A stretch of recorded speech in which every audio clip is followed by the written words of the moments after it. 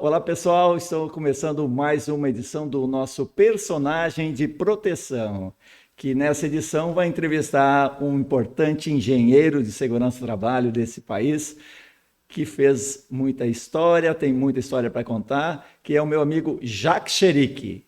O Jacques Cherique, ele é engenheiro mecânico, engenheiro de segurança do trabalho, ele foi, bom, os cargos que ele teve, vou resumir alguns aqui. Ele foi diretor do DSST, do Ministério do Trabalho, quando ainda existia o DSST, né? Ele foi vice-presidente do CONFIA Nacional, né? Ele foi vice-presidente do CREA no Rio de Janeiro. Ele foi também presidente da SOBS, da BPA, e entre outras coisas aí. Mas a gente vai conversar sobre isso ao longo desta entrevista. Na sequência, vamos entrevistar o Jacques Cherique.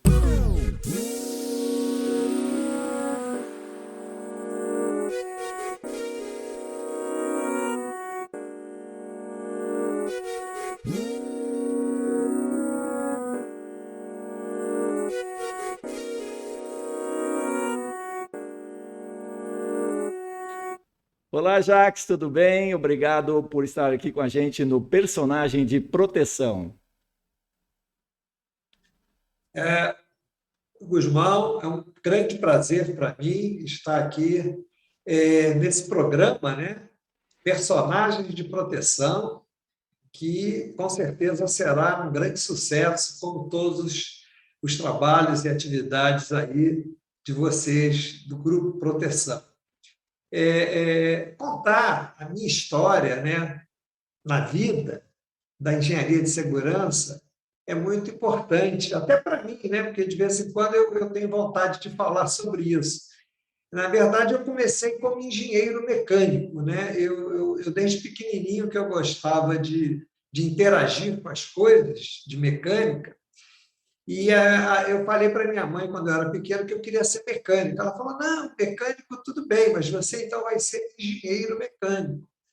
E aí eu fui estudar, né? Eu estudei na Escola Técnica Máquinas e Motores, que era uma coisa já antecipando minhas expectativas de mexer com carros, mexer com máquinas, equipamentos.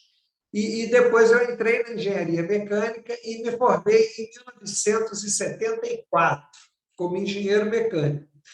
E nesse ano seguinte, logo no final de 74 para 75, tinham falado que existia uma engenharia chamada engenharia de segurança.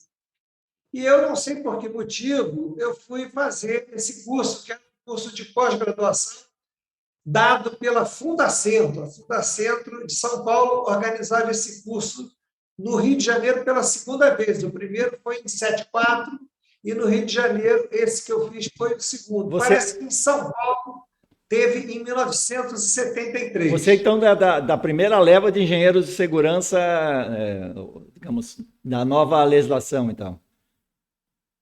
Isso, né? Quando nós fomos fazer a engenharia de segurança em 75, era para atender a portaria 3237, se eu não me engano, que ia entrar em vigor em 76. Sim, sim. Essa portaria ela tinha um quadro de dimensionamento muito grande, muito interessante.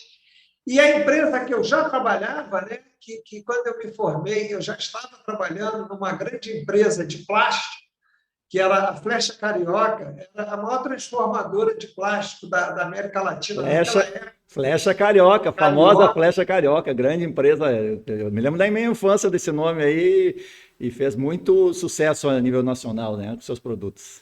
Fazia brinquedos, fazia pentes, utilidades domésticas. E depois entrou na linha industrial. Aquele pentezinho marrom era da Flecha Carioca, não era? Um marronzinho que tinha. Chamado pente Flamengo. Isso aí, todo mundo botava no bolso, na calça atrás, para arrumar namorado e depois arrumar o cabelo. No tempo que a gente usava pente ainda. Nós somos antigos, hein, Cherique? Então, eu entrei nessa empresa no final de 73, quer dizer, no último ano eu já fiz tipo um estágio lá. E quando foi em 75 que surgiu a legislação preliminar para 76 entrar em vigor a portaria 3237, a empresa fez uma seleção lá com os engenheiros para ver quem ia estudar engenharia de segurança.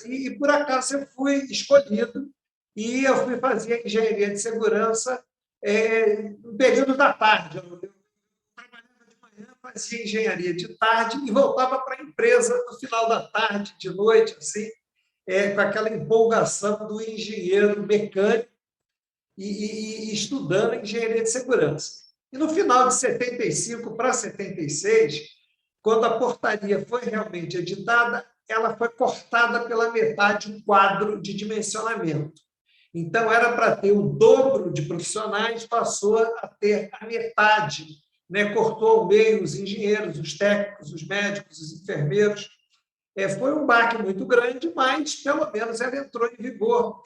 E aí eu fiquei me dividindo entre engenharia mecânica e engenharia de segurança. Essa empresa ela tinha um corpo diretivo todo internacional. O presidente era um inglês que veio da Shell, o outro diretor era um canadense, onde eu trabalhava na área de produção, era um canadense, e eles me estimulavam muito com a engenharia de segurança, me mandavam artigos, documentos, materiais, sempre em língua inglesa. E eu comecei a fazer melhorias e adaptações nos equipamentos. Lembrando para você, Gusmão, e para todos que nos escutam, que a indústria de plástico é uma das indústrias que mais acidentam na questão dos acidentes com máquinas e equipamentos. A indústria de plástico ela tem temperatura alta, ela tem eletricidade, ela tem produtos, entendeu, aquecidos e trabalha com muito óleos e produtos inflamáveis. E aí eu fui fazendo melhorias nesses equipamentos, adaptações, ajustes e reduzindo muitos acidentes. E aí o presidente da empresa começou a gostar muito de mim e me mandou fazer alguns cursos, já naquela época, alguns que eu fiz até fora do Brasil. Eu fui para a Áustria fazer um curso sobre um determinado equipamento que nós íamos importar aquela máquina e precisava ter todo um sistema de proteção e de segurança. E depois alguns equipamentos importados de ultrassom para fazer solda e colagem, que também davam muitos acidentes. Eu fui fazer um treinamento fora, na Inglaterra, para ver como fazer a automação da montagem daqueles equipamentos para não dar acidentes. E fui estudando, avaliando lá os processos e continuava lá com a parte de manutenção e produção da empresa, né? Aí aconteceu uma coisa que acontece muito comumente com a gente. Eu me casei. E em 78 eu me casei.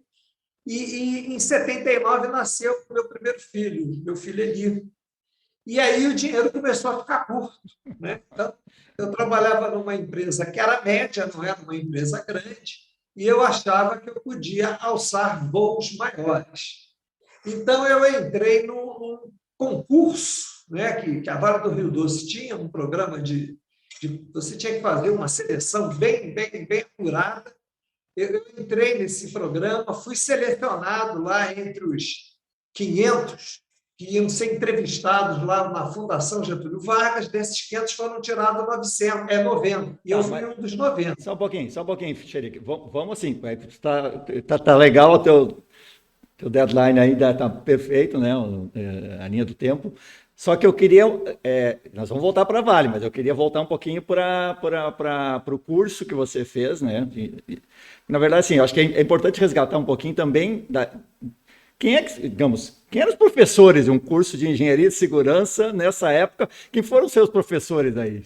Só para a gente resgatar. E que qualidade, quem sempre foram os seus colegas? Conta um pouquinho, depois a gente volta para a Vale, que eu acho que são mais de 20 anos que você trabalhou na Vale, eu sei. Tem uma história também maravilhosa para você contar aí, né? Mas conta um pouquinho desse... Olha só, João, os professores, eles não eram engenheiros de segurança. Claro, eles claro.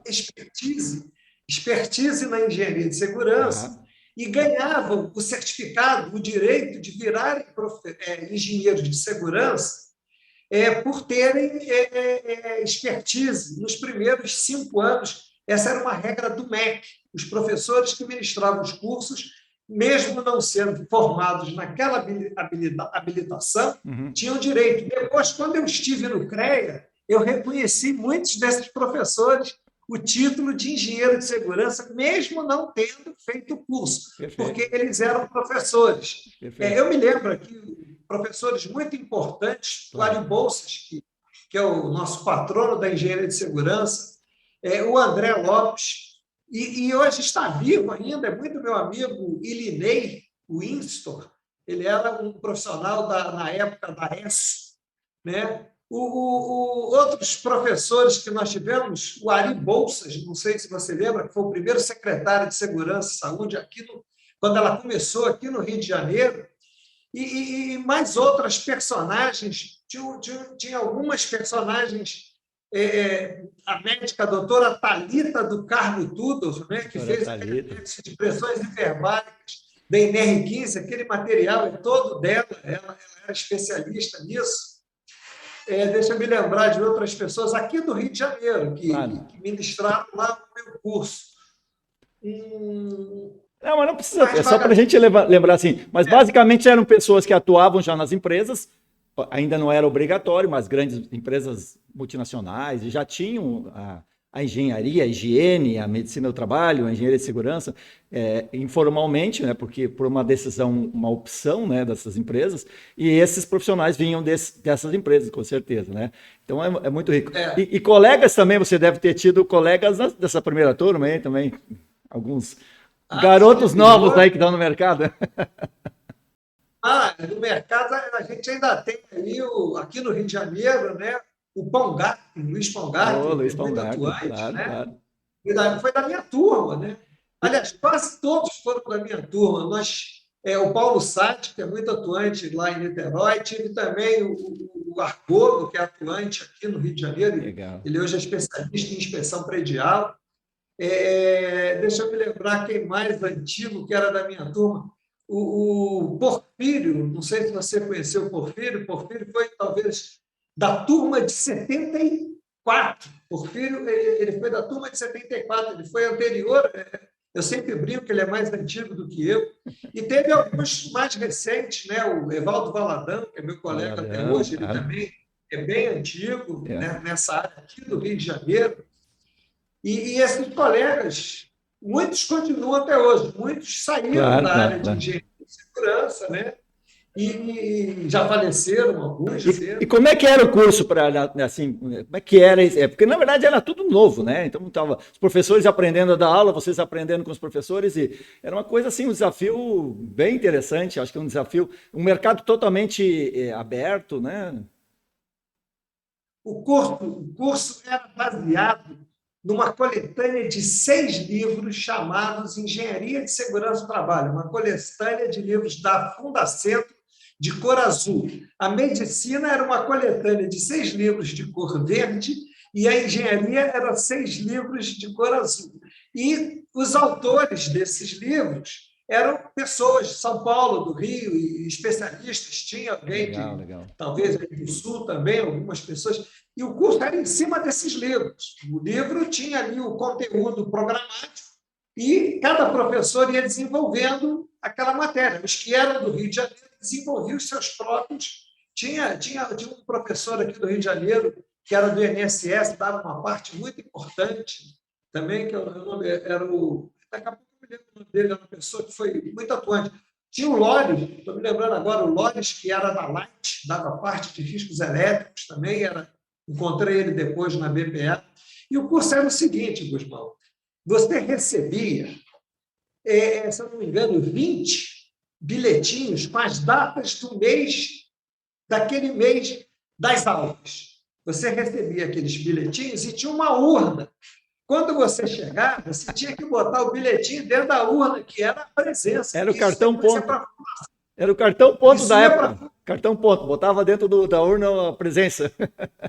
O bilhetinho que tinha o teu nome ali. E isso daí é para a Fundacentro, para verificar a sua presença. Que legal. O negócio é controlado mesmo, entendeu? Que legal, que legal. E você assistia a aula lá com os colegas, e era muito baseado em trabalhos, em projetos, né? Você tinha sempre, ao final de cada cadeira, você tinha que apresentar um trabalho de grupo, né? Eu me lembro que o meu trabalho final foi o desenvolvimento de um banco ergonômico, porque tinha um colega nosso que trabalhava na empresa de bancos da Procar.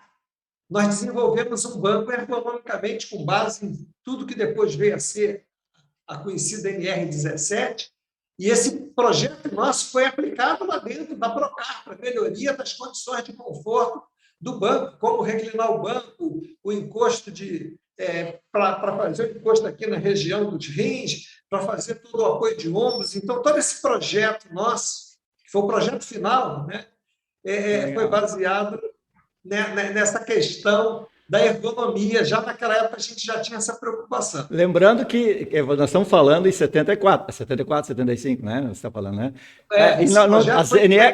As NRs nem estavam consolidadas, né? Que são de 78. Então, a meninada hoje que trabalha muito em cima das NRs, vocês estavam trabalhando em cima, claro, tinha alguma legislação, mas não era consolidado do jeito facilzinho, tudo num livro, tudo, né, num capítulo, né? Não, se chamavam portarias. Você tinha portarias com diversos números. Então, tinha a portaria 33, que eu me lembro, não sei por que motivo, era a portaria de pintura, né? Então, para você fazer uma cabine de pintura, fazer um processo de pintura, você pegava a portaria 33 do Ministério do Trabalho. Então, você lá fazia essas adequações. Então, nós fomos fazendo um curso, como não foi um curso improvisado, não, um curso muito sério, né? Porque tinha toda essa questão dos projetos, dos programas, ele era baseado numa literatura bem consolidada, que a Fundacentro preparou isso, provavelmente para os primeiros cursos lá de São Paulo, em 73, se eu não me engano, foi o primeiro, ou 72, deve ter tido o primeiro, 72 ou 73. Depois, aqui no Rio, teve um em 74 e eu fiz esse de 75. Que legal, que legal. Bom, eu te trouxe de volta, agora a gente retoma lá na Vale do Rio Doce, né, que você estava falando. Faltou dinheiro em casa, você foi para um emprego melhor e foi batalhar, então, o emprego lá na Vale do Rio Doce, que era, digamos, uma das maiores... continua sendo ainda, mas já na época era uma das maiores empresas do Brasil. Já era grande, né? Então, começa a... Eu vi um anúncio no jornal escrito Companhia Vale do Rio Doce procura engenheiro de segurança. E eu achei que era uma companhia que fabricava doce, né? Vale do Rio Doce fabrica doce. Você estava numa empresa que fabricava brinquedos, vocês iam... quem sabe agora eu vou trabalhar com o setor de uma doce. Fábrica de doces lá em Minas Gerais. E aí eu fui falar com o presidente da minha empresa, que era uma pessoa bem conhecida, ele tinha vindo da Shell, né? Ele falou, não, isso é uma companhia de mineração do Brasil, é muito bom se você conseguir se habilitar lá dentro, entrar, né, passar nesse concurso, vai ser muito bom para você. Ele era uma pessoa muito, muito inteligente, muito, muito colaborador, né? E aí eu fiz esse processo de seleção todo complicado, e o engraçado é o seguinte, quando eu cheguei no funil dos 90 profissionais, depois só ficaram 30, dos 90 só iam ficar 30. E só tinha uma vaga no Rio de Janeiro. E aí eu falei, meu Deus do céu, onde que é essa vaga no Rio de Janeiro? De engenheiro. Tinha outras vagas na área de economia, na área de jurídica, mas dos 30, para engenheiro no Rio de Janeiro só tinha uma vaga, e essa vaga era em Santa Cruz. Santa Cruz fica a 70 quilômetros do Rio de Janeiro. E eu me candidatei a essa vaga. Tinha um outro colega que era protegido lá de algum diretor que também se candidatou à vaga, mas eu acho que na hora que avaliaram lá os percentis, aí acharam que o meu percentil se enquadrava melhor para engenharia de segurança. Legal. E me botaram lá na engenharia de segurança e botaram ele, eu acho que na engenharia mecânica, para algum lugar, lá no Espírito Santo, São Luís, Maranhão. No Rio de Janeiro só tinha uma vaga. Ou eu ficava nessa vaga, ou eu ia me mudar para o Espírito Santo, ou para Carajás, né? Todo mundo estava querendo ir para Carajás, que estava começando lá do Pará, no interior do Pará. E eu consegui ficar no Rio de Janeiro, e era um terreno vazio, não tinha nada, né? E a empresa estava precisando de um engenheiro de segurança, porque tinha ocorrido um acidente que tinha matado a segurança armada, vigilante, tinha matado um peão. E aí alguém falou que estava tendo problema de segurança. Então, falaram, se está tendo problema de segurança, tem que ter um engenheiro de segurança. Ninguém sabia o que era engenharia de segurança. Muito bom, muito Aí bom. me mandaram para lá, Você pode porque cuidar da vigilância lá do patrimônio lá.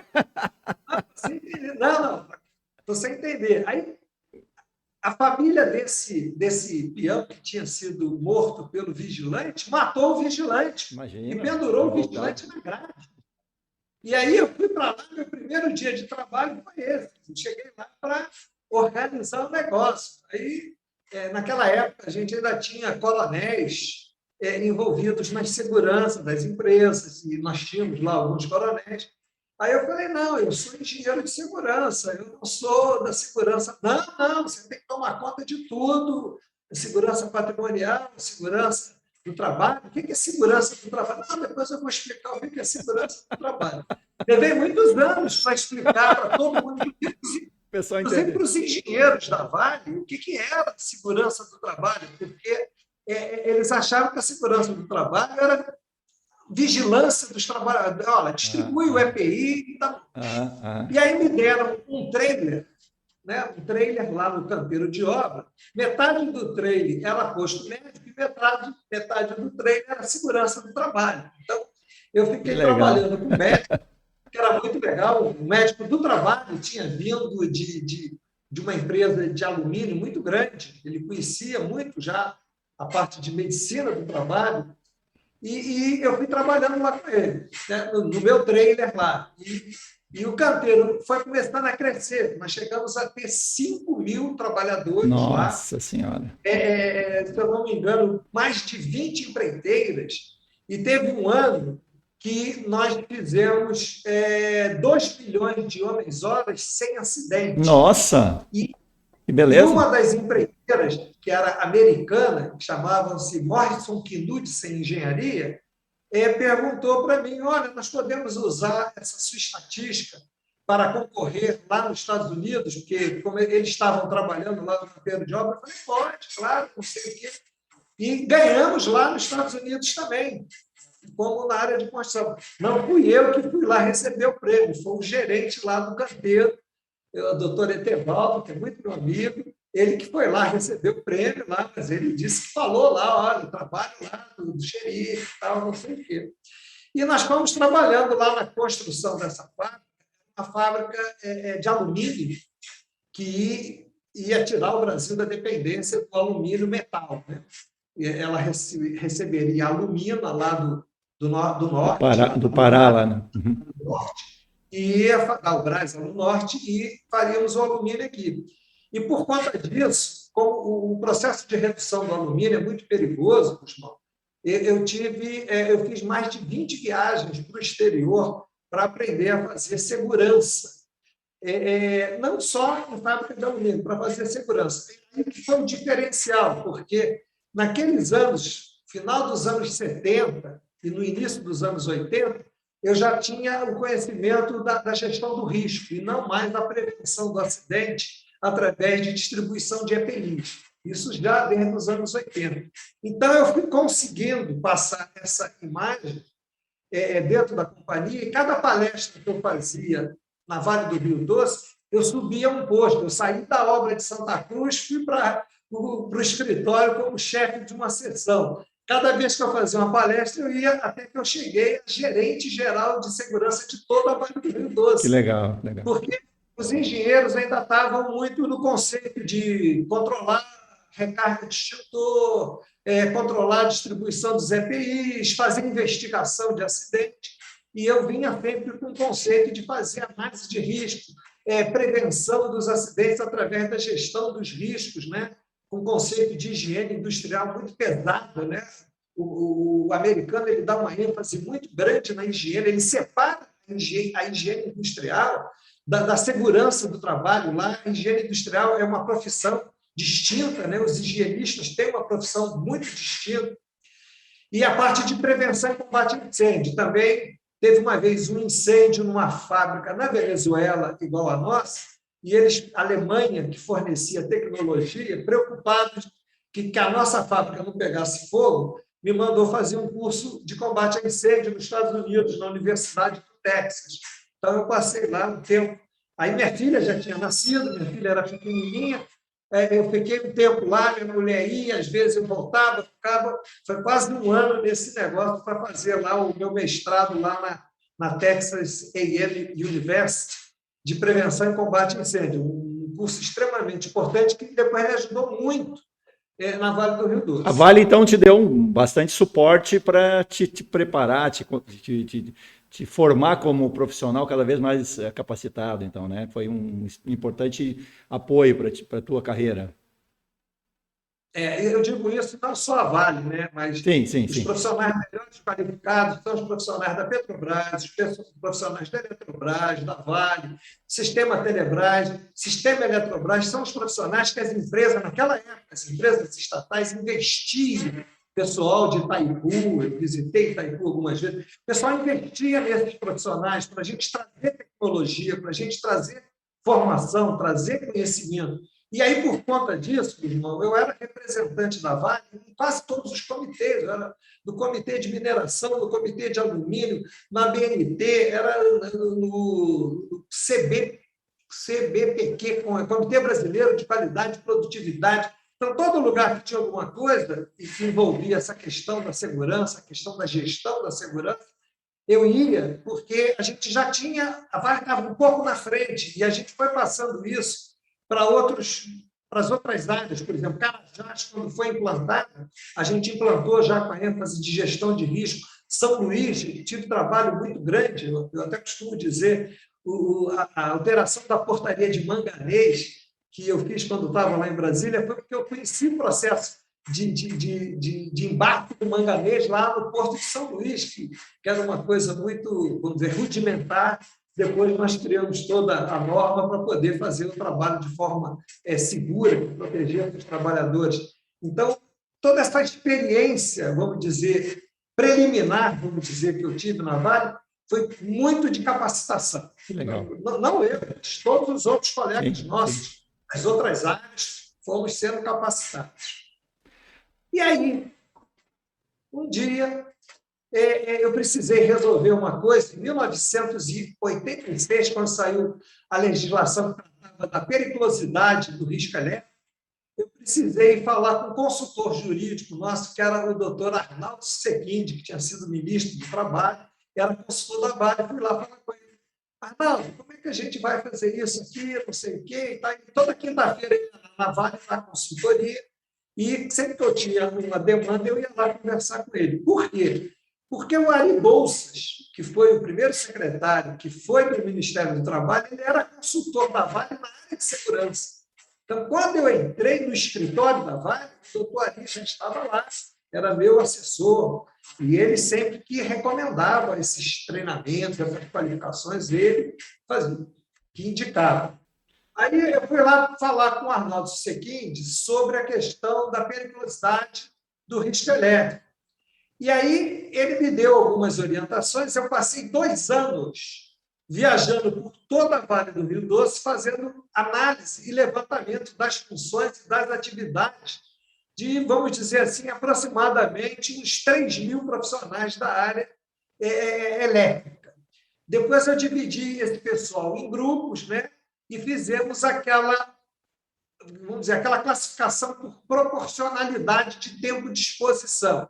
E aí, isso eu me lembro, na época deu uma economia para a Vale, que ao invés de pagar os 30% para todo mundo, aquele cara que instalava um bebedouro e aquele cara que operava uma subestação, então não era 30% para todo mundo, nós tínhamos de 3 a 30, tinha 3, 6, 9, 12, 15, 18, 27, 24, 27, 30. Para cada grupo, eu dividi esses 3.000 profissionais nesses grupos. Isso deu uma redução, na época, de 10 milhões, não me lembro de reais ou de dólares. E aí me levaram na diretoria lá. Você imagina um engenheiro de segurança que não tinha nem um paletó, nem uma gravata, e eu trabalhava com o uniforme da empresa, para ir falar na diretoria sobre como é que eu tinha feito isso. Aí fui lá, por acaso, eu conheci alguns diretores, que eu trabalhava no prédio da administração central, me receberam muito bem. O meu superintendente falou, você entra, quando eles mandarem você falar, você fala, se ninguém falar nada, você levanta e vai embora. Eu falei, ok. Você fala, levanta e vai embora. Aí estava lá o diretor, provavelmente decidindo coisas importantes, bilhões, não sei o quê, onde que vai investir. Eu fui lá e contei a minha história assim, nós vamos fazer assim, assim, assim, assim, assim. Tá legal, já visitei, eu preciso da aprovação de vocês, porque isso vai virar uma normativa da empresa. E aí um olhou para o outro e falou, não, tudo bem, Xerife, está aprovado. Aí eu olhei para o meu superintendente e ele falou, não, Xerife, está aprovado, levanta e vai embora. E no dia seguinte a gente fez a instrução, fizemos uma norma, e esse negócio funcionou maravilhosamente bem. Depois desse, eu tive um outro projeto gigante lá também, que foi o projeto de que a Vale ela pagava 3% do SAT para toda a empresa, né? Para os 40 mil funcionários. E aí eu falei, não, eu tive reuniões com a Previdência, eu falei, não, nós podemos dividir a empresa em diversos grupos, por diversos CNPJs por bairro. Então, criei aí, sei lá, mais de 200 empresas dentro da Vale do Rio Doce. Então, o posto médico era 1%, o almoxarifado era 2% e a área de produção era 3%. Então, não era mais 3% todo mundo. E aí, novamente, foram milhões de redução de custo que nós Economia, fizemos. hein? Que economia, né? Perfeito. Trabalho feito lá pela administração central. Legal. E aí, o final desse processo todo foi a questão da aposentadoria especial. Quando nós inventamos a profissiografia, eu posso até brincar com isso, né? Na Vale, nós inventamos a profissiografia profissional. Depois eu escrevi um livro sobre isso. O meu livro é de 2000. E a portaria do Ministério da Previdência, que trata do perfil profissiográfico previdenciário, é de 2004. Ou seja, a gente, muito antes, já tinha desenvolvido a questão da profissiografia. E também fizemos toda uma metodologia de aposentadoria especial dentro da Vale, com critérios do SB 40, que é o documento que hoje virou o PPP, para fazer a classificação. Depois eu implantei isso também em 2 subsidiárias da Petrobras, com a mesma metodologia, que deu muito certo.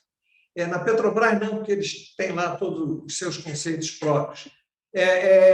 Eu fui fazendo esse trabalho todo e fui ficando amigo do Arnaldo Susequinde. Toda vez que eu tinha que tratar um negócio desse, eu ia lá, doutor Arnaldo, aí ele contava as histórias todas, aquele que fez CLT, ele era ministro do Trabalho, ele que redigiu o artigo tal, e eu escutava tudo com paciência. E fomos andando, caminhando nesse processo, eu tomando conta da brigada de incêndio do Brasil todo. Eu fui pelo menos umas 10 vezes a Santa Cruz do Sul, deve ser aí perto de você, para fabricar os caminhões de incêndio da Vale do Rio Doce. Que massa, né? Estava virando expert em fabricação de caminhão de incêndio, É verdade. porque toda vez que tinha que fabricar um caminhão de incêndio, eu fabriquei trem de incêndio. O que é um trem de incêndio? Fabriquei um vagão, uma locomotiva que tinha um canhão monitor. Que legal. E quando tinha incêndio na floresta, a gente ia com a locomotiva, ela tinha um vagão com reservatório de água, e a gente usava para apagar incêndio na floresta com aquela locomotiva. E tinha trator também para apagar. Eu tinha trator, locomotiva e caminhões. Caminhões, sei lá, uns 10 caminhões. Pô. Eu participei da norma que desenvolvia caminhão também para poder fazer os caminhões da Vale. Negócio intenso. A vida do engenheiro é uma coisa muito intensa, do engenheiro mesmo. E aí, um dia, eu estava lá, aí eu já estava trabalhando de paletó, não de gravata, mas isso de no Rio. A sua base era no Rio, daí? Sempre no Rio. Depois que eu saí de Santa Cruz, sempre no Rio. Eu fui para o Rio, mas eu ia muito para todas as unidades. As unidades, tá. Para as unidades. Eu nunca ficava uma semana no Rio de Janeiro. Sim. Cada semana eu estava em algum lugar, desenvolvendo projetos, ou implantando a mina de ouro na Bahia, implantando a mina de potássio lá no Sergipe, a ferrovia, o porto e a mina lá de São Luís, de Carajás. Então, foi um período que a Vale estava crescendo muito. E aí eu já estava de paletó por motivo, pelas reuniões que eu tinha do Inmetro, da BNT, do IBRAM, e eu estava indo almoçar, o gerente da área jurídica estava na calçada da Vale, que a gente saía, ficava ali na calçada formando os grupinhos para sair para almoçar. Ele falou, poxa, Henrique, você está indo aonde? Eu falei, não, estou indo almoçar. Não, vamos almoçar com a gente. Era o pessoal da área jurídica. Eu falei, pô, o que houve, Lima? Ele falou, não, sabe o que é? O Arnaldo vai ser o ministro do Trabalho, novamente, e ele está pedindo para formar uma equipe de pessoas da Vale para levá-la para Brasília. E eu sugeri você ser o secretário de Segurança. Eu vou ser o secretário de Inspeção do Trabalho, o Alves vai ser o secretário de Relações do Trabalho, e o Malota vai ser o secretário de uma outra área nossa. Eu falei, pô, que legal, Lima, tudo bem e tal, pô. Então, depois você me manda um currículo. Eu falei, tá bom, o meu currículo, irmão, era uma folha A4. Não tinha mais do que uma folha A4. Na última, no rodapé da folha, eu escrevi a caneta que eu era gerente da Vale do Rio Doce. Era o que eu complementei, era isso. Gerente da Vale do Rio Doce desde 1978, 79. A caneta. Não precisa muita coisa. Só o que você fazia lá não precisa muita coisa. Você tinha que explicar o que você fazia, né? O período. Isso aí, de gerente. E tinha lá meus cursinhos, Claro, claro, minha claro, formação, claro. meus 2 empreguinhos, o estágio, meu emprego. E aí, no dia seguinte, 11 horas, toca o meu telefone e diz, Xeri, você vai lá no setor de passagem e pede uma passagem para ir para Brasília, porque o seu nome já foi publicado no Diário Oficial. Sim. Foi publicado no Diário Oficial, foi, e tem mais, o ministro é o Magre, não é Não, mais o jornal. Arnaldo, é o Magre que é o ministro. Ele era da Previdência, Sei, o sei. trabalho, Isso, foi isso. ministro do Trabalho e Previdência. Você vai lá, você tem que tomar posse em 24 horas, que é uma exigência, né, do negócio. Ele falou: você vai no setor de passagem, pede uma passagem, vai para Brasília, que o secretário está indo embora, tem um secretário lá, Olímpio, se eu não me engano, era Olímpio o nome dele, ele está te esperando no Hotel Caldo, e ele vai te dar a chave lá do telefone, vai te falar algumas coisas. O telefone tinha a chave. Aí eu fui no setor de passagem, falei para o Marquinhos, que depois trabalhou comigo, falei, Marquinhos, me dá uma passagem voltando na sexta-feira. Quando cheguei no aeroporto, comprei uma camiseta e um shortzinho para dormir, uma escova, uma pasta de dente e fui para o Hotel Caldo. Cheguei lá por volta de 4, 5 horas, bati lá na porta do quarto do cara, lá ele abriu a porta assim, entreabriu a porta, falou, eu estou ocupado, não sei o quê, que eu estou preparando minha mudança, eu estou indo embora lá para... Não sei, ele era do interior de São Paulo. E está aqui a chave do telefone, esse telefone não pode ser usado, ele é um telefone que fala com a Casa Civil, você guarda na tua gaveta, fecha ele com a chave, e não sei o quê, a senha é isso, aquilo. Eu acho que ele estava ocupado, entendeu? Aí, o que eu fiz? Eu peguei aquilo tudo, tá bom, obrigado. Fiquei lá no hotel, jantei, no dia seguinte, de manhã, eu tinha pedido uma gravata emprestada ao meu sogro, meu falecido sogro, né? Então, eu fui com a gravata. Cheguei lá, Que ano que é isso? É 90? 91. 91, tá. 91. Fui lá, peguei um táxi do hotel, desci na porta do Ministério do Trabalho e Previdência, bloco F. Foi só o que me falaram, bloco F. Eu desci lá no bloco F, tinha um elevador, que não era o elevador que eu tinha que entrar ali, era o elevador do ministro.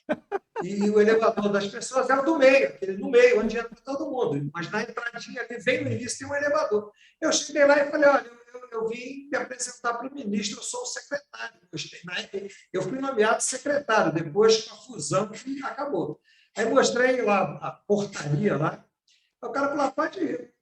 Peguei o elevador, cheguei lá no gabinete, que o elevador sai dentro do gabinete praticamente, falei com as secretárias, tudo bem, tá, aguarda aí um pouquinho que nós vamos buscar o livro de posse. Foram lá, trouxeram um livro de posse desse tamanho. Depois eu viajei com esse livro pelo menos 3 vezes, porque depois eu dei posse para o delegado regional do Rio, de São Paulo e de Belém, do Pará, porque eram adversos políticos, então o ministro às vezes pedia, você é do Rio, vai lá da posse lá do fulano. Você vai para Belém, dá posse lá do cara. Depois a pessoa dá assim. Aí o ministro veio, né, aquela figura impoluta, né? Rogério Magri. Oh, é, vai, tudo bem, que prazer, não sei o quê, me falaram, você da Vale do Rio Doce, vai vir mais gente da Vale do Rio Doce, não sei o quê e tal. Tirou foto, assinei lá, e ele me deu uma cópia do Diário Oficial, papelzinho A4, e me falaram o seguinte, ó, tudo que você fizer é baseado nessa portaria do presidente da República. Quem nomeava a secretária, aliás, mesmo o diretor era o presidente da República, que nomeia e que exonera era o presidente. Eu peguei lá uma cópia do Diário Oficial, uma folhinha A4, e fui andando pelo corredor. O gabinete da segurança ficava no quinto andar, que era o mesmo andar do ministro, do Bloco F. Aí, no meio do caminho, veio a Jo, que foi secretária por muitos anos lá de todos. Ela me encontrou e falou, você é o xerife, vou te levar lá para a sua sala. Me levou lá para a minha sala, cheguei na sala, olhei. Primeira coisa que eu fiz foi abrir a gaveta que tinha um tal telefone vermelho e telefonei para minha casa para falar, estou aqui e tal, não sei o que eu faço. Aí ela falou, olha, você pode usar esse telefone é só para receber. A Casa Civil, quando precisa, telefone.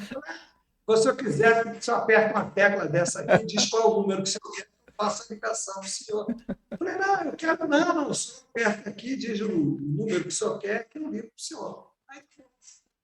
Aí liguei, em seguida, pelo telefone comum, para o presidente dos fabricantes de material de segurança, que eu tinha tido uma reunião com ele na Vale um mês antes. E falei, olha, você sabe quem é que está aqui na secretaria? Que nós estávamos vendo quem quer ser o secretário e tal. Ele falou, sei, parece que é um cara da Vale do Rio Doce, lá de Minas Gerais.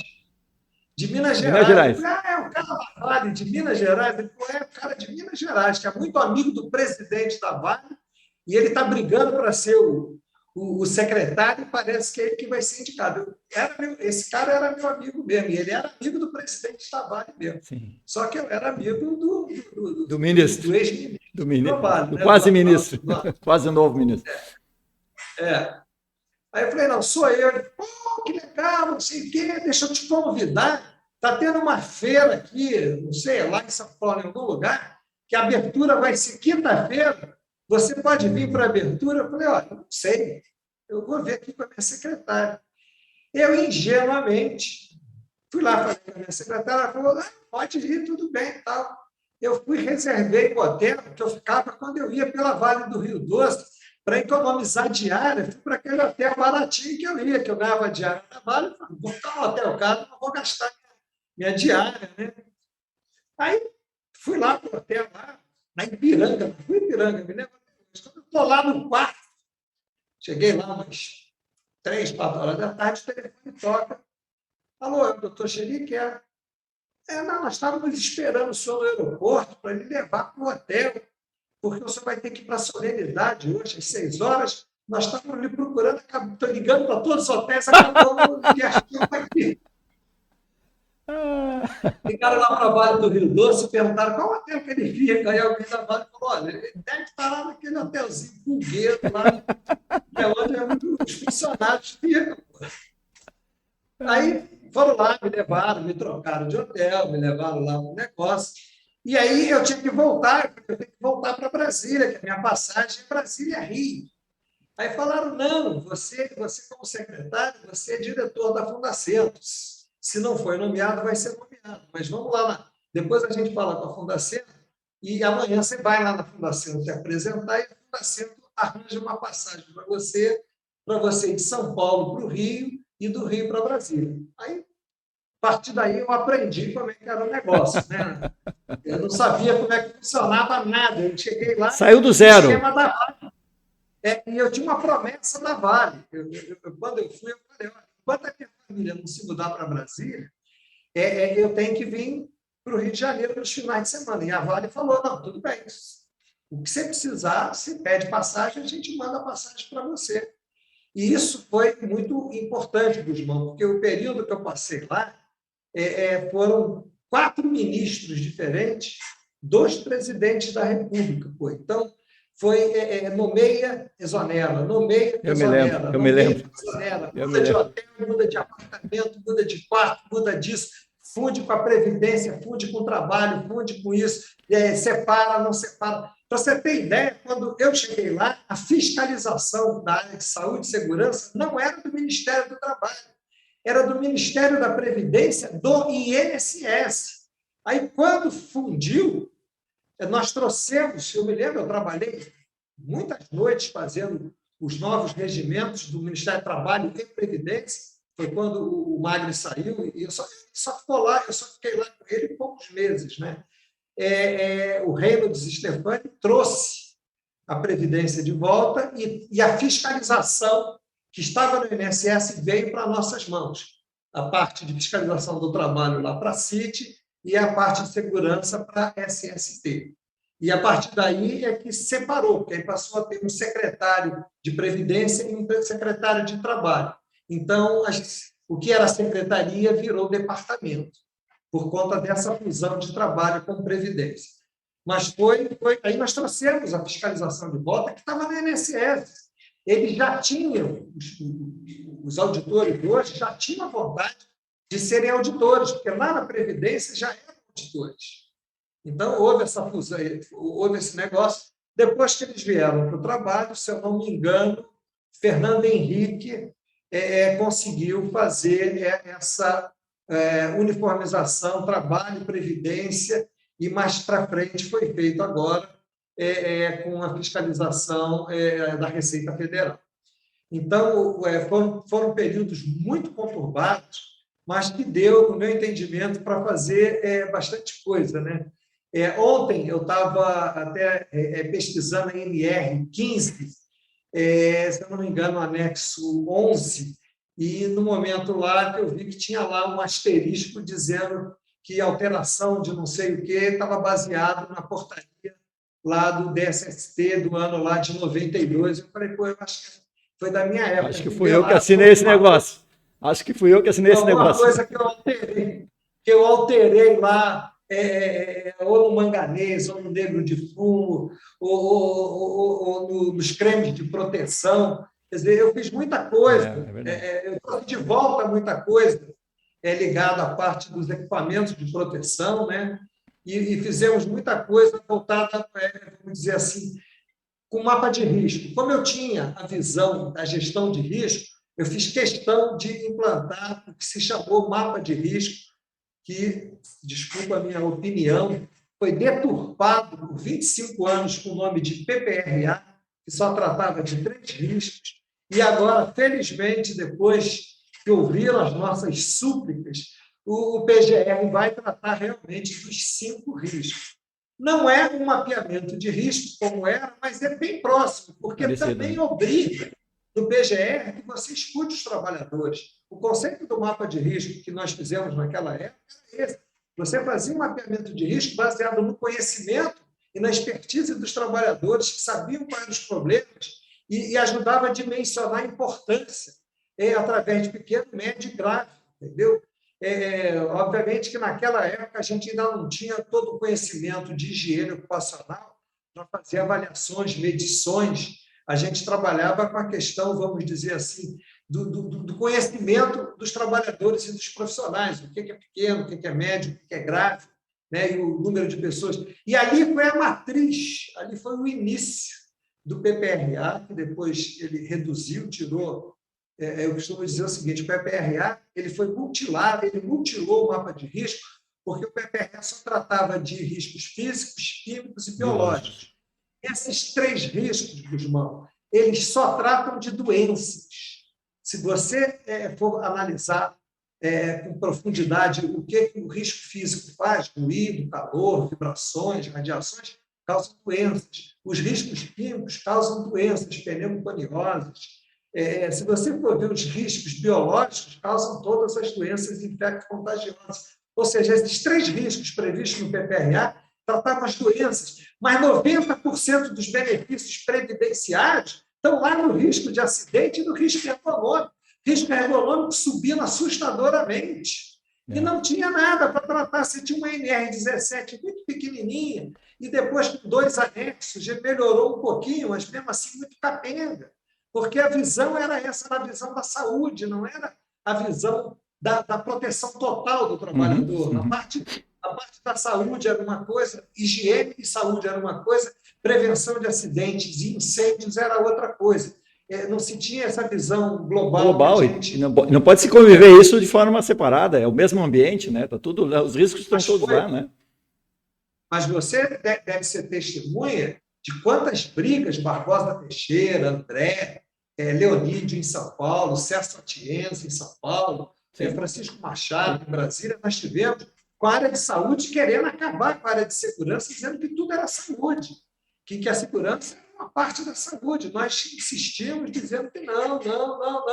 Só conseguimos impedir que isso acontecesse quando surgiu a gestão da qualidade, que aí as pessoas começaram a entender que a questão da gestão da qualidade, e hoje, felizmente, nós temos a nossa norma de gestão de saúde e segurança, é uma coisa de gestão.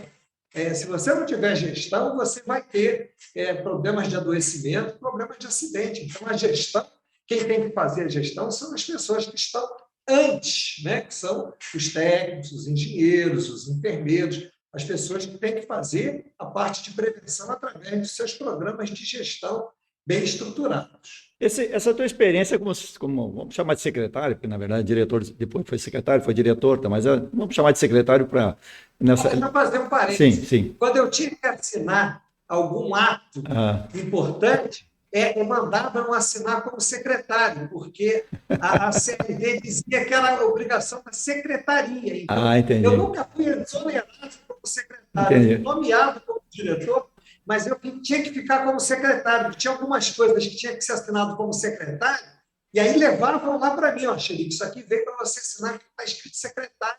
Não pode ser assinado diretor, já veio pronto lá do gabinete. Desculpa a interrupção. Não, perfeito. Não, é bem isso aí, havia essa dualidade aí, né? Porque, na verdade, o Brasil é essa coisa, acaba com o Ministério, funde o Ministério, muda o Ministério, daí, né?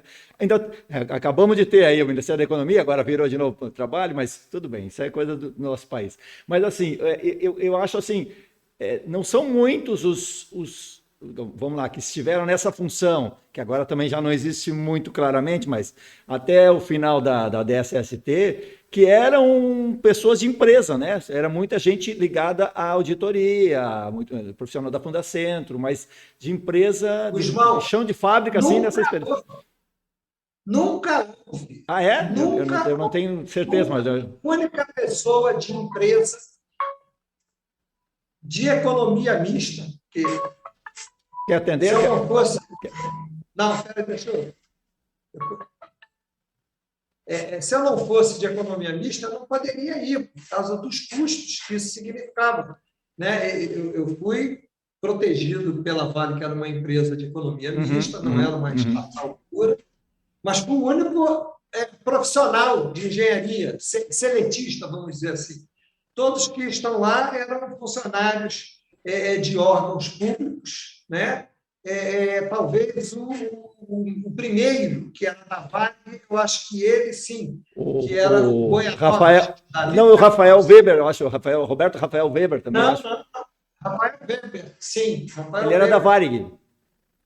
Não era o Davi Boianovski? Não, o Boianovski eu não sei de onde é que ele era, mas o Weber eu conheci, ele era aqui de Porto Alegre, ele era da Varig. Era da Varig. Ele era médico do trabalho da Varig. E eu não me lembro de muitos outros, não. Realmente você tem, né? Não, foi só o primeiro. Depois, todos eles eram de órgãos públicos, eram nomeações de servidores públicos, entendeu? Teve o Joffre, que era da Fundacentro, uma pequena exceção, mas o resto eram todos servidores, funcionários de carreira de algum órgão público, como é hoje. Hoje, quando eu estive lá, naquelas últimas reuniões, o pessoal veio do DAC, veio de outras. O Rômulo é concursado. Sim, o Rômulo é auditor fiscal. De fiscalização. Isso. Mas essa experiência de trazer, digamos, obviamente, Pelo que você está falando, você ganhou a chave lá do telefone e não teve muita orientação para tocar o negócio. E aquelas coisas. Brasil, a gente sabe que as coisas são assim mesmo. Muda governo, troca secretário, moda, troca ministro, as coisas são assim. E tem um problema da continuidade. Obviamente, ficou lá um mês, provavelmente, para entender algumas coisas, como funcionava a engrenagem, uma semana para, né? Mas essa tua experiência de vir da iniciativa privada, né? Apesar de ser uma empresa com capital estatal, né? É um impacto bem grande para trabalhar num órgão público, né? As coisas parecem que são mais lentas, e deve ter sido bem complicado, né? Na questão, não vamos dizer que é lenta, tem um ritmo burocrático A burocracia, sim, claro. necessário, necessário, É, né? As coisas têm um ritmo claro, não. muito, vamos Tem dizer a lógica. assim, seguindo toda uma regra da burocracia necessária. Obviamente que você tem uma questão política muito forte, né? Você tem muitos interesses políticos, interesses do Senado, do Congresso, de outros órgãos, do próprio governo. A questão da segurança ela surge, vamos dizer assim, na hora que você intensifica a fiscalização, né? Eu costumo dizer que a fiscalização é o ponto de interseção de todas as atividades da engenharia de segurança. Se você não tiver fiscalização forte, a engenharia de segurança, mesmo das empresas, ela vai acabar, né? O empregador ele vai demorar a querer desenvolver ferramentas e mecanismos baseado no custo do acidente. Ele precisa ter realmente um pouco de pressão, não basta a simples conscientização, porque é assim que está, e é assim que a gente acha que vai precisar ser por muitos anos. Eu já fui um defensor de acabar com a exigência da NR, que obriga a empresa a ter os profissionais, mas eu imagino que no dia seguinte, todos esses profissionais iam ficar desprotegidos, né? E as empresas não iam adotar profissionais ou contratar profissionais para fazer o trabalho. Eu acho que isso tem que ser muito progressivo, tem que ter alguma outra ferramenta voltada. Eu já discuti isso lá em Brasília algumas vezes, lá no Confé, com algumas pessoas. O que a gente tem para substituir a obrigatoriedade do SESC? Que tipo de ferramenta que o empregador tem que ter, ou deve ter, voltado, por exemplo, existe uma discussão muito interessante em toda a América Latina e na Europa, que é o SAT, né? Você atrelar a alíquota do seguro contra acidente de trabalho baseado na sua sinistralidade, como é nos acidentes do seu carro, no seguro incêndio da sua vida, no seguro de vida, dos planos de saúde, tudo é baseado na sinistralidade. A segurança do trabalho, não, é 1, 2 ou 3 baseado, sabe-se lá em quê? Em estudos, vamos dizer, poucos, que definem muito pouco. Então, se você tiver alíquotas bem planejadas, bem calculadas, que digam o seguinte: olha, a empresa que tiver uma sinistralidade maior vai pagar, não é 3%, vai pagar 5%, 7%, 8%. Existe alíquotas na América Latina e na Europa de 7%, de 10%, entendeu? A nossa alíquota de 3% aqui é muito tranquila. E você tem o custo do SESC. Então, se você disser, olha, você não tem que ter o CERT, mas você vai ter uma alíquota inicial de 15%. Aí o cara diz, opa, eu vou ter que ter o CERT, e com o CERT, ano que vem, eu caio para 12%. E se eu continuar com o CERT, eu caio para 10%. Se eu continuar com o CERT, eu caio para 7%. E se eu tirar o CERT, eu volto para 15%. Você entendeu? Então, a compulsoriedade, né, a obrigação compulsória de ter o SESC, ela pode deixar de existir se você tiver uma outra ferramenta Um incentivo. que obriga você a ter o profissional, mas baseados em regras pecuniárias. Que o empregador realmente... Não adianta dizer para ele, quando você tem um acidente, você está tendo perdas indiretas, aquela história do iceberg, a perda indireta é 10 vezes, a perda... Isso aí ele diz, não, está no seguro, o cara, eu contrato outro, quer dizer, a nossa regra do Brasil é diferente das regras dos outros países. só se ele tivesse uma alíquota. Se morreu uma pessoa, ele não vai para 3, como é hoje. Ele tinha que ir para 10. E aí, no dia seguinte, ele diz, opa, por que morreu alguém? Aí ele ia dizer, chama lá alguém para ver aqui por que morreu alguém. Pô, a gente diz, morreu. Eu era 2, eu passei para 3, eu era 3, continuo 3. Não mudou nada. Você entendeu? A gente precisa ter uma questão que realmente traga o profissional para dentro da empresa, não de forma obrigatória, mas de forma importante, como você tem advogados, como você tem contadores, como você tem engenheiros mecânicos. Por que você tem um engenheiro mecânico na empresa? Tem alguma lei que diz que você tem que ter? Não, você tem porque precisa fazer manutenção das máquinas, projetos.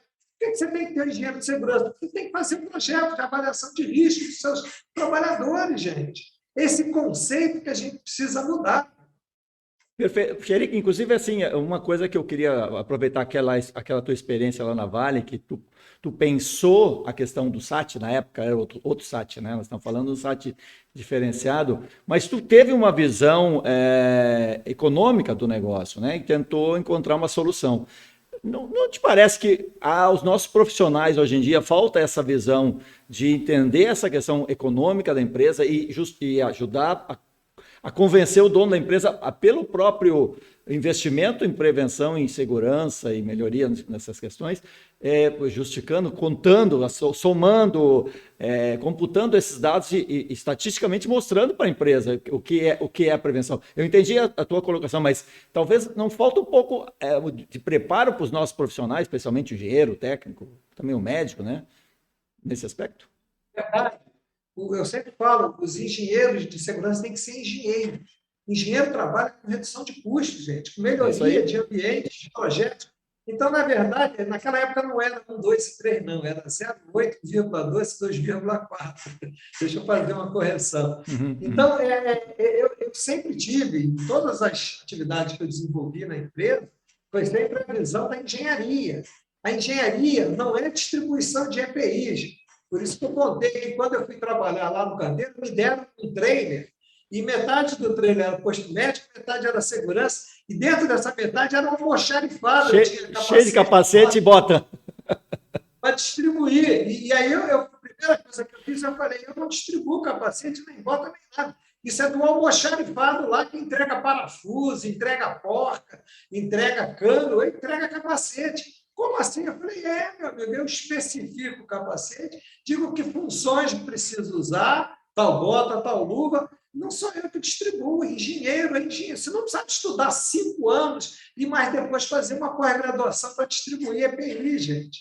Então, eu sempre tive essa visão da engenharia. Então, nesses projetos grandes que eu desenvolvi lá na empresa, muitos com sucesso, foi baseado exatamente nisso, porque a gente sempre buscava o lucro, a economia, e sempre aumentando a segurança. Né? Eu conto uma história interessante. Eu fui uma vez visitar uma usina de pelotização e tinha umas esteiras rolantes que circulavam por cima de todo o ambiente da usina. E via que, de vez em quando, caía um pouquinho de pedras de minério, né? Umas pelotas de minério.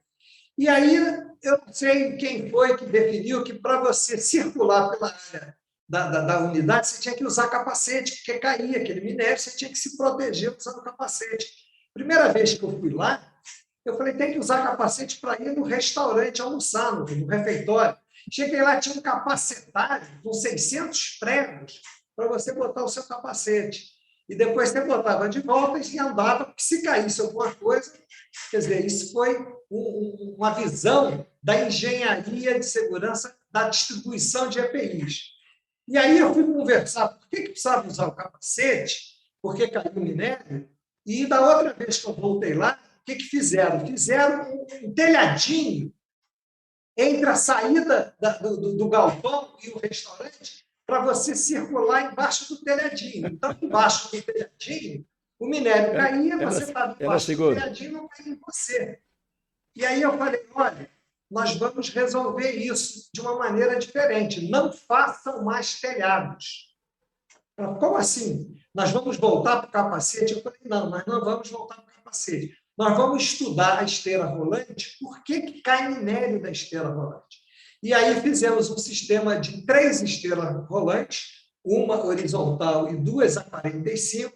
Então, quando o minério tendia a cair, ele batia na esteira que estava inclinada a 45 e voltava para a esteira, exatamente, e voltava para a esteira do centro e não caía mais minério nenhum. Não precisava de telhadinho, de capacete e de varrer toda a fábrica e de perder não sei quantos milhões de quilos, de em toneladas, minério né? que caíam no chão, que eram contaminados, que tinham que ser jogados fora. É verdade. Isso é engenharia de segurança. Exatamente. Não fui eu que fiz o projeto da esteira rolante. Eu ajudei com a ideia a dizer como que tinha que fazer, gente. Tem um outro caso, que é um caso emblemático, né?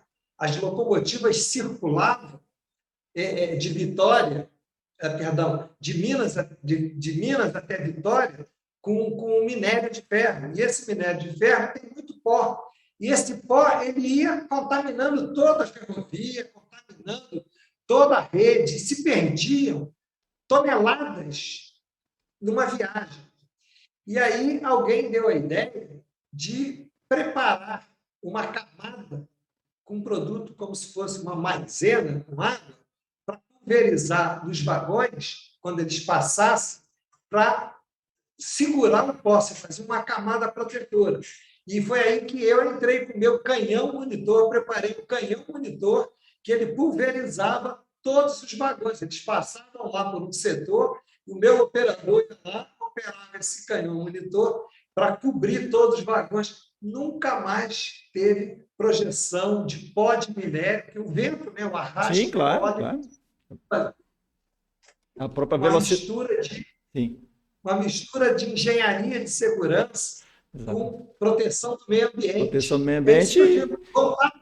Tudo isso trazendo lucro, trazendo redução, trazendo custo. Exatamente.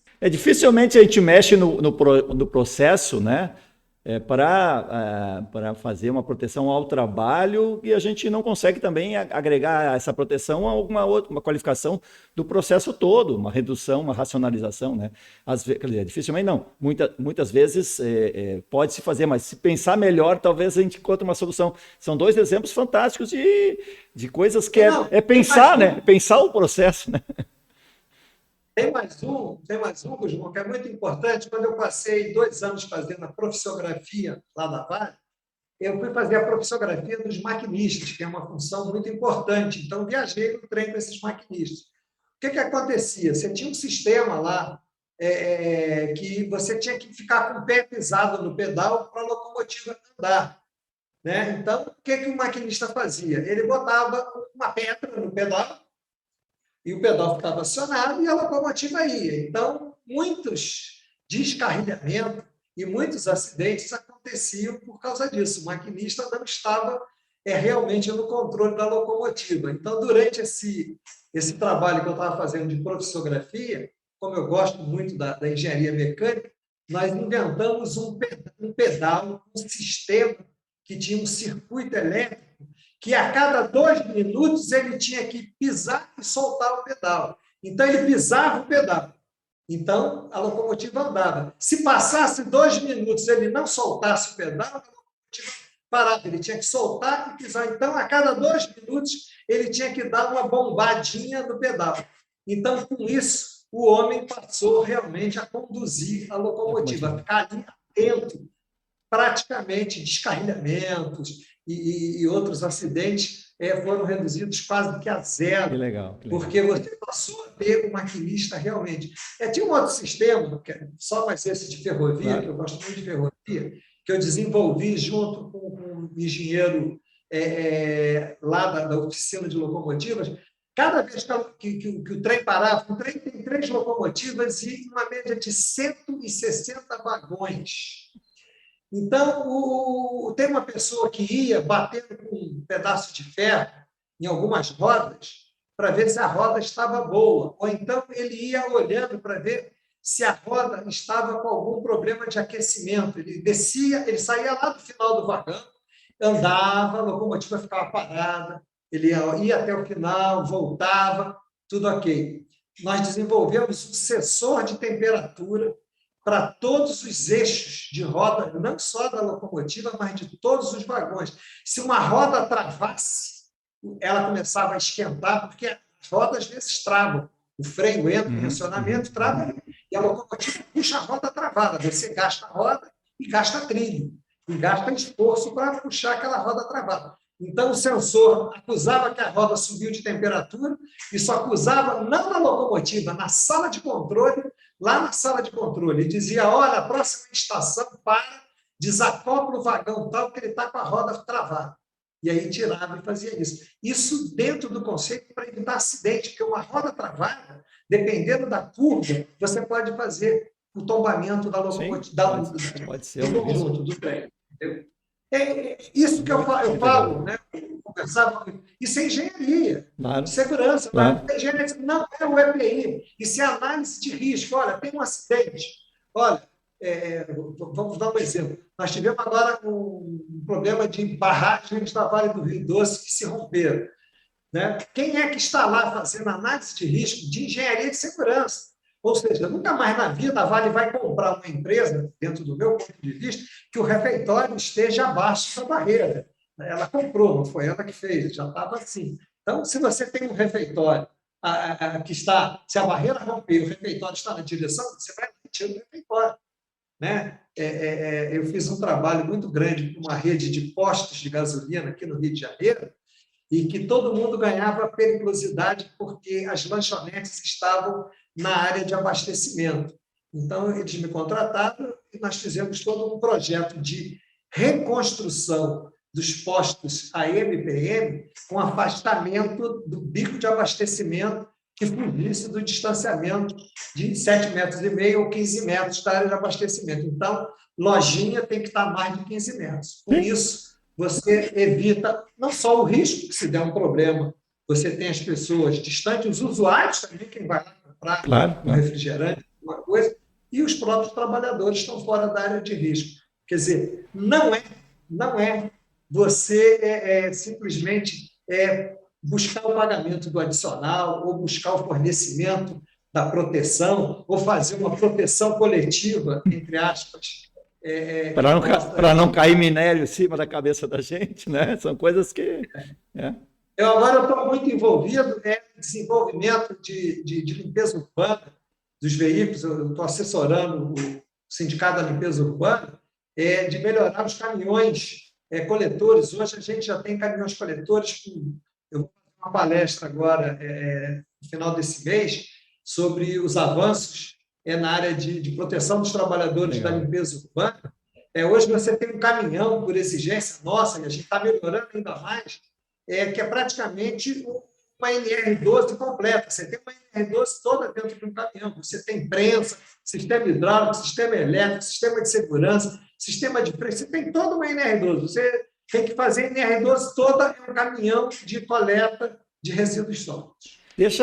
Acho que agora a gente falou bastante dessa questão, mas eu estou querendo preocupado que daqui a pouco a gente não vai falar de outras coisas importantes também, que é a tua atuação corporativa, né, no CREA, no Confia, e depois também nós temos a BPA, a SOBES e outras instituições, né?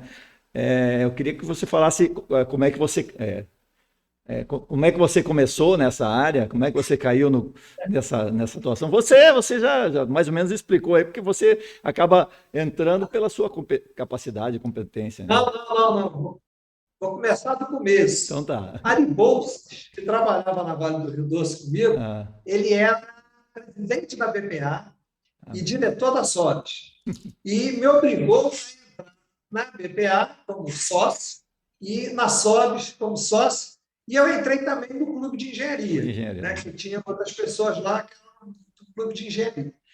Então, eu estava em Brasília, quando eu estava como secretário, o presidente da BPA não era mais o Ari Bolsas, era um profissional da White Martins, que eu não me lembro o nome dele agora. E ele teve um acidente de carro no Maranhão e morreu. E eu era conselheiro comum da BPA, não era grandes coisas lá. E aí me perguntaram se eu não queria ser o presidente da BPA. Eu falei, tudo bem. Eu tive que... O nome dele era Chiara, agora que eu me lembrei, Chiara. E eu entrei como presidente da BPA era muito legal. A BPA ela tinha um braço muito forte na América Latina, com outras entidades da Argentina, do Chile, do Uruguai, Paraguai, Venezuela e Espanha, né? E nós desenvolvemos um trabalho muito grande na BPA do Rio. Fui presidente da BPA do Rio, da BPA Nacional e da BPA de São Paulo. Fiquei 2 anos lá como presidente da BPA de São Paulo também. E, em determinado momento, um amigo meu queria ser candidato à presidência do CREA e me chamou se eu podia entrar na SOBS. Ele falou, vamos entrar na SOBS, fazer uma chapa, e a gente se elege na SOBS e depois a gente se candidata para o CREA. E, dito feito, fizemos isso. O Reinaldo Barros, você conheceu bem. Uhum. Nós fizemos, ele foi candidato a presidente da SOBS, eu era o secretário, nós nos elegemos, depois fizemos a candidatura para o CREA, ele se elegeu presidente do CREA e eu vice-presidente dele. Então, nós fizemos lá um mandato. No final desse mandato, surgiu uma vaga de engenheiro mecânico para ser conselheiro federal, porque no CONFER não tem vaga de engenheiro de segurança. Depois eu vou explicar por quê.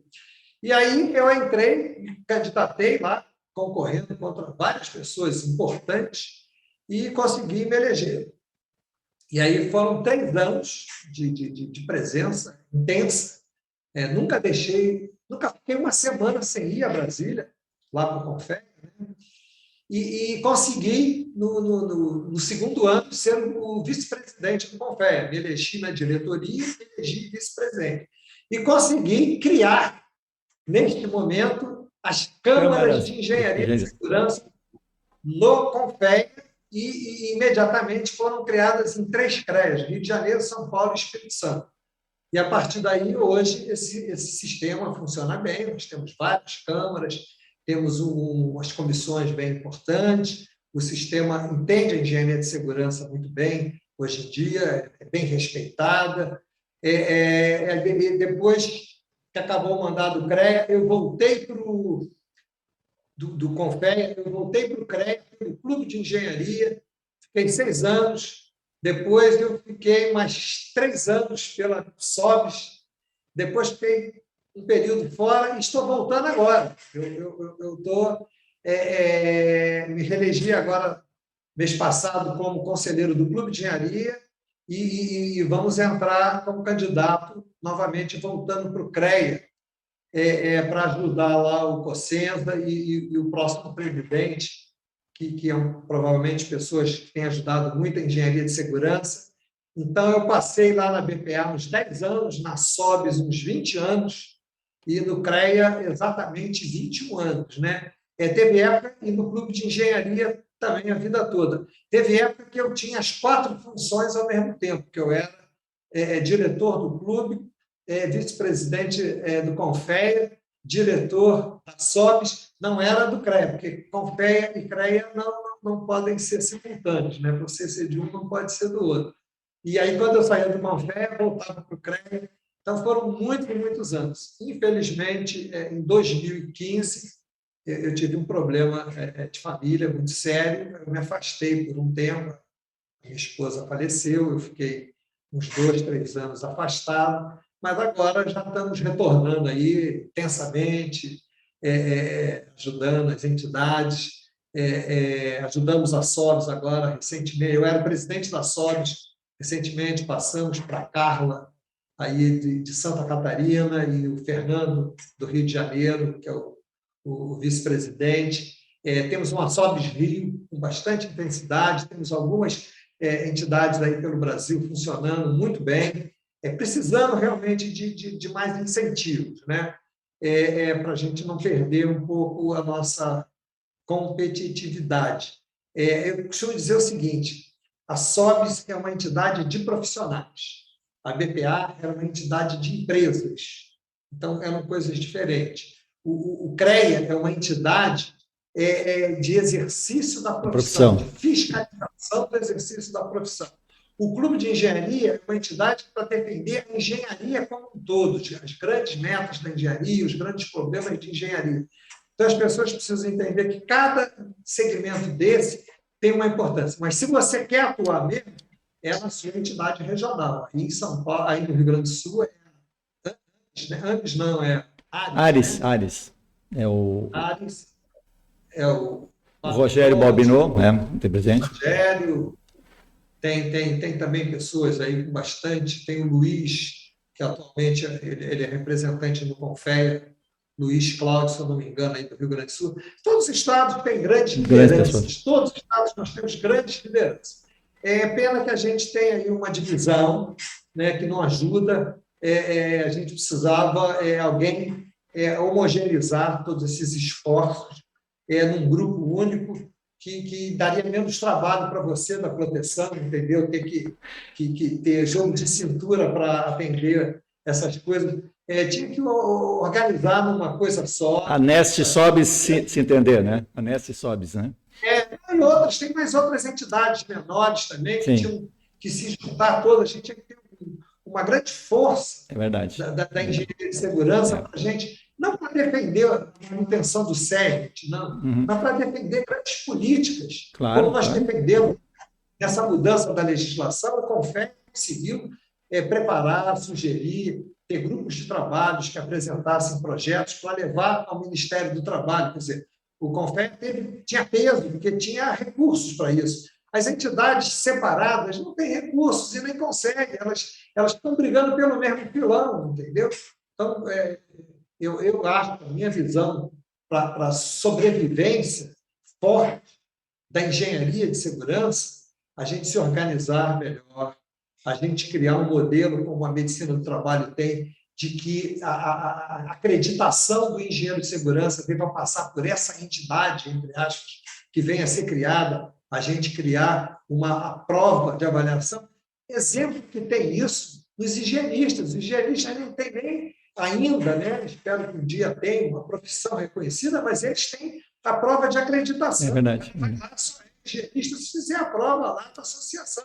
Agora, o médico, o engenheiro de segurança, não. Ele faz do curso, virou engenheiro de segurança. Ele não sabe o que ele conhece, o que ele conheceu, o que ele fez, o que ele não fez, entendeu? O médico do trabalho, não. O trabalho tem critérios de acreditação. A gente precisa fazer isso na engenharia, precisa pegar cabeças boas para criar um grande grupo, talvez com alguma universidade, quem sabe universidade de proteção, a gente criar uma grande força para criar um modelo matemático. Existe isso no Confé, a gente estava desenvolvendo isso, modelo de certificação e acreditação.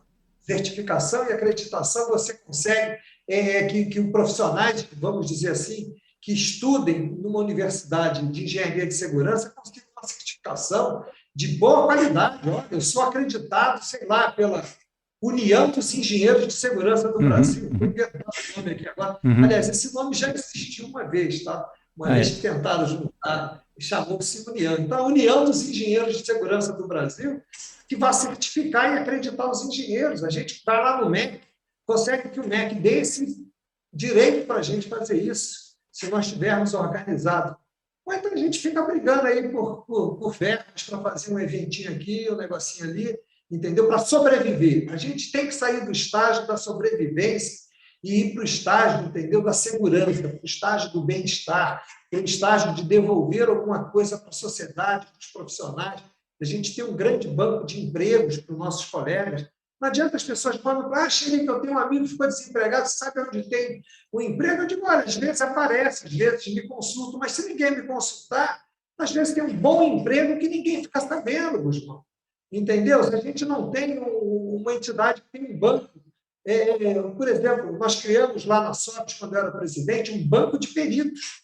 Eu fui ao tribunal, o presidente do tribunal concordou que só ia convocar peritos que fosse da lista que a SOBS enviasse. Eu dei 3 cursos de formação de peritos aqui no Rio de Janeiro, com mais de 100 pessoas em cada curso.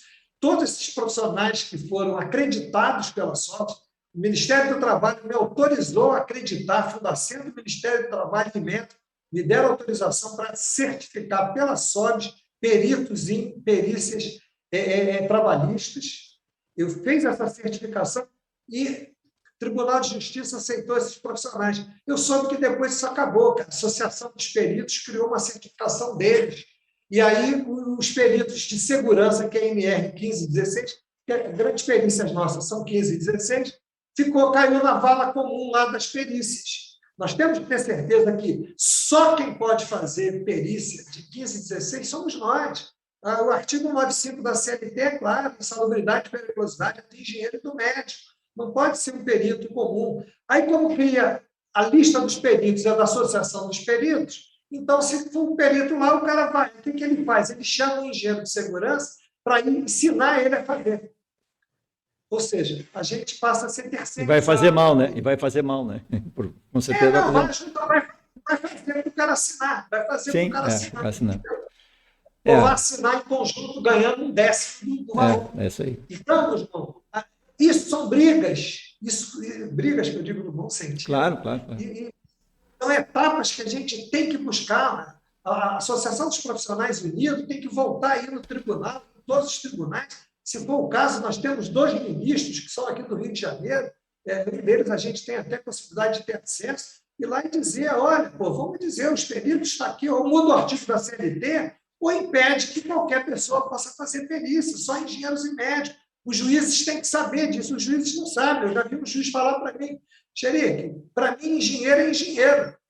Não sei desse negócio de engenheiro de segurança, engenheiro mecânico. Eu mando um engenheiro qualquer fazer perícia, não sou de avaliação predial. Acontece isso. Eu tenho um amigo que é engenheiro mecânico, ele faz avaliação predial. Eu faço porque eu faço isso há 20 anos, faço melhor do que um engenheiro civil recém-formado. Porque eu só faço isso. Ele é perito da Caixa Econômica. E é mecânico. Quem diz que a Caixa Econômica não pergunta. Sim. Não interessa, tem que ser. Acaba sendo o desvio da função principal, né? Mas assim, Xerique, eu acho que essa questão do retorno de uma unicidade de instituições aí é um desafio aí para os próximos passos, os próximos anos aí. É um momento que talvez seja ainda complicado, mas deveria ser uma tendência, né? Nós unificarmos isso e os engenheiros estarem sobre um só guarda-chuva, né? Isso seria um caminho mais racional, né? Hoje, quem tem dinheiro para ajudar essas entidades é o CONFER. E o CONFER diz muito isso. Olha, os engenheiros não se entendem, eles têm 2 entidades. Cada hora é um, cada hora é outro, entendeu? Então, a gente precisava realmente... cada entidade unir forças, né? Não, elas podem continuar a existir, mas ter um órgão que represente todas elas. Um único órgão que diz, olha, quem representa a engenharia de segurança no Brasil? É esse grupo aqui, que ele pode ter gente daqui e gente de lá, entendeu? E esse grupo ter poder para ir no MEC, para ir no CONFER, para ir em todos os órgãos, para ir no IMETRO. Nós temos problemas seríssimos de engenharia de segurança com o IMETRO, que desregulamenta tudo que é nosso, entendeu? E a gente não vai lá e diz, não, quem tem que representar vocês é o CONFER. Aí o CONFER diz, não, quem representa a engenharia de segurança no CONFER é a Câmara, quem representa a Câmara não... A gente precisa, a gente vai ter, um dia vai ter, até para ir no INSS, voltar à discussão das alíquotas, entendeu? Dizer, olha, a gente precisa mexer nisso, a gente não pode ficar preso no 1, 2 e 3, a gente precisa ter realmente uma configuração de análise de risco mais profunda para que a gente possa obrigar, entre aspas, o empregador a entender que a gestão do risco dele é a economia do lado de cá. É verdade. Quando ele tiver 0 acidente, ele vai pagar 1%, ele vai dizer, pô, que beleza, além de pagar pouco, eu não tenho acidente, que é um custo violento. Muito bom. Antes da gente encerrar, que eu já estou te usando bastante tempo aqui, queria te agradecer a disponibilidade para falar com a gente. Eu queria que você falasse rapidamente, assim, no final, nós temos alguma que eu não falei aqui, que é o teu lado professor, né? Cursos de perícia, cursos de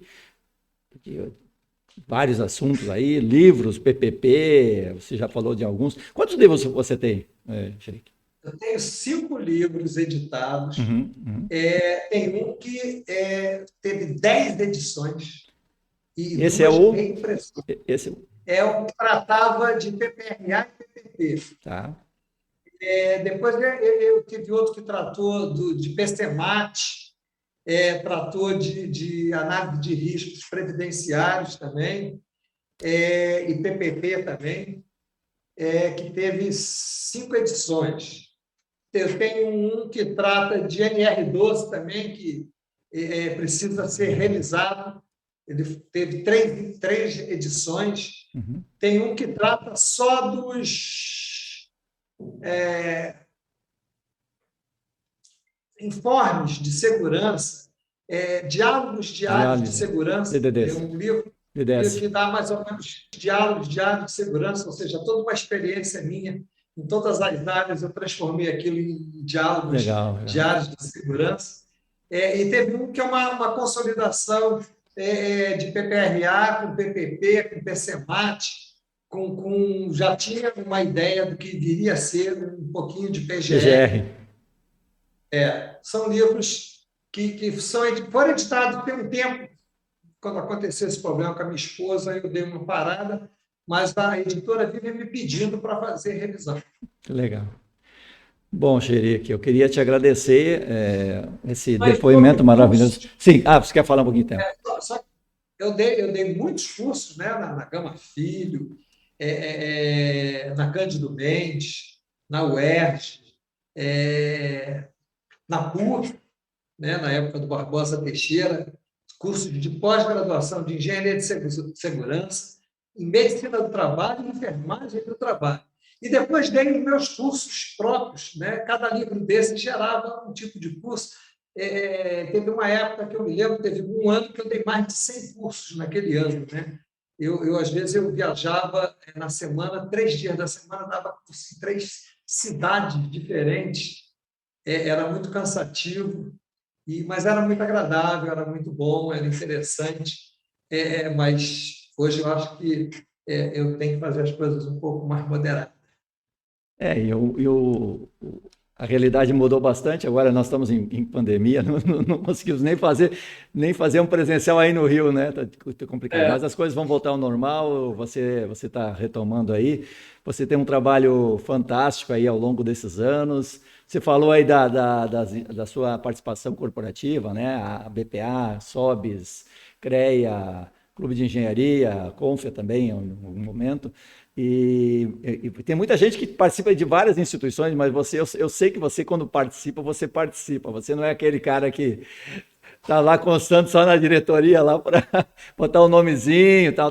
Eu sei que você é ativo e você bota o pessoal para trabalhar também. Mas a sua equipe, a gente já fez alguns eventos juntos, já participou de alguns projetos de parceria juntos aí. Sei bem como... Fizemos aquele evento internacional. Exatamente, aqui, nosso congresso aí no Rio, né? Congresso dos sucesso, talvez, um dos maiores congressos internacionais feitos no Brasil, aí, que a SOBS e a revista Proteção organizou aqui no Rio. Não deu lucro para ninguém, mas foi um evento maravilhoso. Deu lucro da nossa realização pessoal, né? Porque foi muito bom evento, né? Claro, um bom evento, acho que foi um evento, isso é o mais importante de tudo, é a gente fazer uma coisa que consiga replicar e trazer. A gente teve um relacionamento muito bom com gente de fora, veio o pessoal de Portugal, de Cabo Verde, de outros estados, muita gente fora do Rio, foi fantástico aí. Mas eu queria te agradecer mais uma vez, então, pela disponibilidade, pelo depoimento interessante, que para alguns mais antigos serve como lembrança, né? E para alguns mais jovens pode servir como estímulo, né?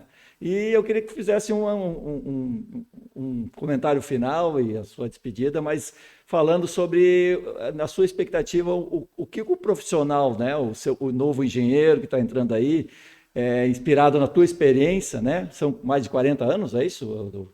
Já chega quase, né? 46. 46 anos.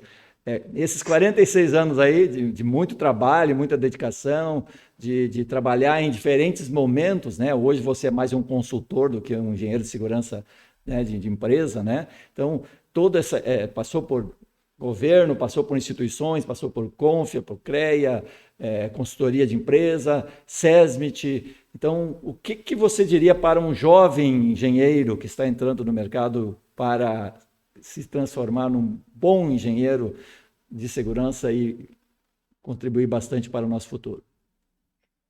Eu digo o seguinte recado: você tem que ser engenheiro, né? Você tem que trabalhar com as 3 ferramentas da engenharia, as 3 ferramentas básicas: planejamento, execução e controle. Você não pode pensar apenas na execução.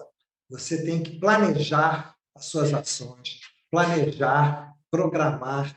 Só o engenheiro, né, é capaz de fazer planejamento e fazer projetos.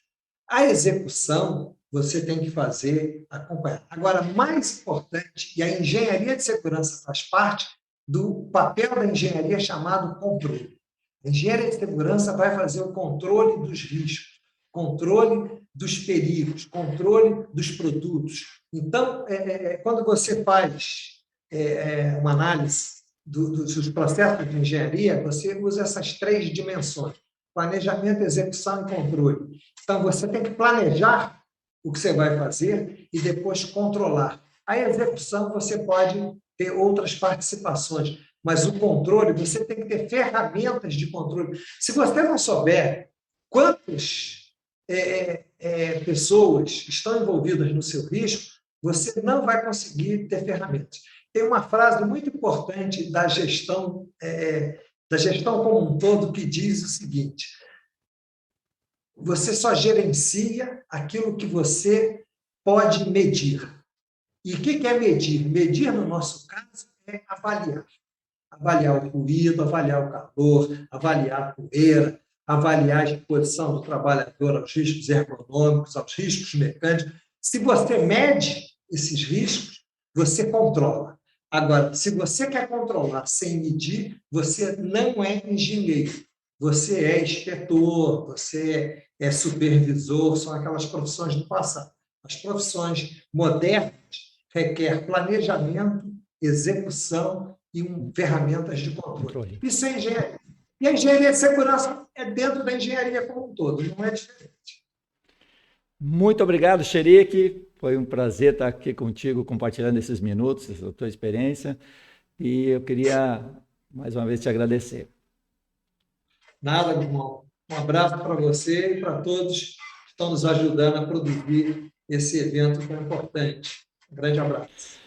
Ok, então estamos encerrando mais uma edição do Personagens de Proteção, que hoje entrevistou o engenheiro mecânico de segurança do trabalho, Jacques Cherique. Até a próxima edição. Um abraço a todos. Tchau, Cherique. Valeu, um abraço.